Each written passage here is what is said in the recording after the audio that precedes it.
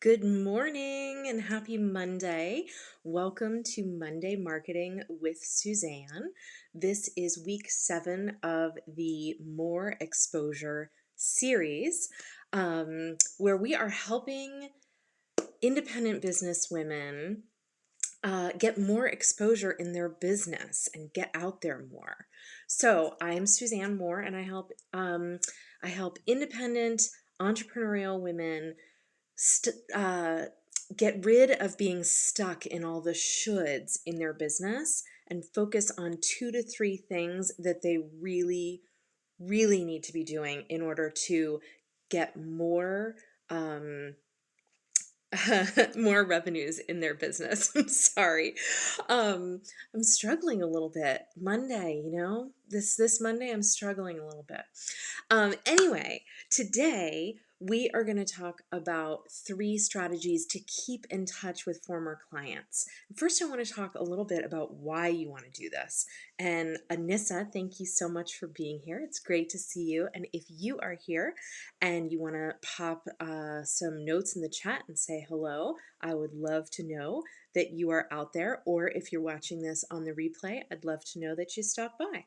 So definitely drop me a note.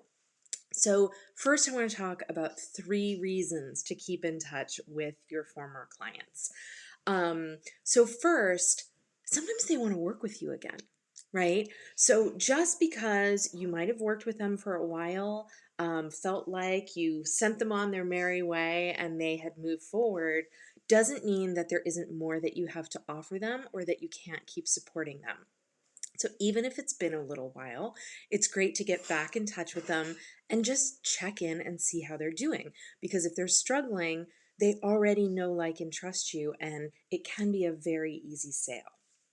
Second is their referrals almost always convert. Why? Because when they are the ones who verbally say to someone, you really need to connect with this person, right? This person helped me with XYZ, and she did a great job. And if you're struggling with that same thing, this is the person you want to talk to. I don't know about you, but there's nothing that means more to me than when somebody else says, I know the person who can solve your problem, and I know it because they solved the same problem for me. Huge, right? Huge. So their referrals convert very easily. And let's face it, the biggest challenge we have in our businesses is getting new clients, new clients, new clients. So anything that can lower that bar, can make it a little bit easier for us, we should be taking advantage of. And then the third thing is, you know what? Anytime I talk to a former client, it's usually a really good, feel good conversation for me, right? I don't know about you, but I am not immune to having doubt about myself and my business.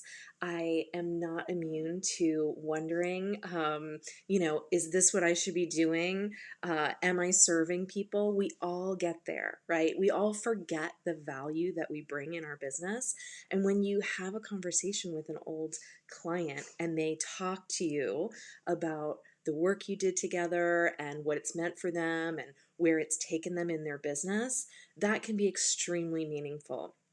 And especially for you, it helps with your mindset. It helps with your positive energy. And there's nothing better than, good mindset and good positive energy that you can bring into your business. So even if the conversation is just a little love fest between the two of you, that is a great outcome. Okay? So, a few ways to get in touch with people. First, I want you to message them. You know, in today's world, we're basically all connected on social media somewhere, right? So whatever playground you're playing in and your clients are playing in, you're probably seeing some of their stuff here and there. And it may be that you're, clicking the like button or giving them a heart or even commenting on their posts. And that's great. But you want to do something a little bit more personal. So I would really recommend that you set a plan for yourself to just maybe quarterly check in with all your old clients. Drop them a message. How are you? What's going on with you? How are you doing with this thing that we worked on together? I want to know that the improvements that you made are still going on, that you're still achieving well there. Because they're going to tell you. And again, like this could be where it uncovers for you that they still need your services or they still need your help. Um, or where they say, I'm doing great, but you know what? I was thinking about you the other day because there's some friend of mine that could really use your help, right? So that personal outreach and that genuine uh, check-in is so important. And doing it through Messenger, people usually are pretty good about responding to that within a couple days, right? Some people are great, they're on it every day. Other people might take a couple days. I know I am sometimes great and sometimes a little slower. Um, Next way to keep in touch is send them a personal note. Um, I think with all the email and all the messenger and everything else, we kind of forget about this. But I don't think there's anything nicer than sitting down and writing a note to someone or being the receiver of that note on the other end. I got a lovely card in the mail this week from a gal that I have been in touch with. I helped her get a speaking engagement, and we've been, she was a client for one of my book launches, or I should say, I helped her launch her book. And just getting that card was so lovely. So I know that when I write a card to someone, they're probably feeling the same way when they receive it. That's just good, right? It's a good way to make sure your clients know that you're still thinking about them. And when I talk about messaging them or sending a card to them, I would not include any kind of specific, do you know anyone who needs my services? Right? Because those outreaches are really about genuinely checking in with that person and really understanding what's going on with them. Conversely, the third way I want you to keep in touch is reaching out and checking in about referrals.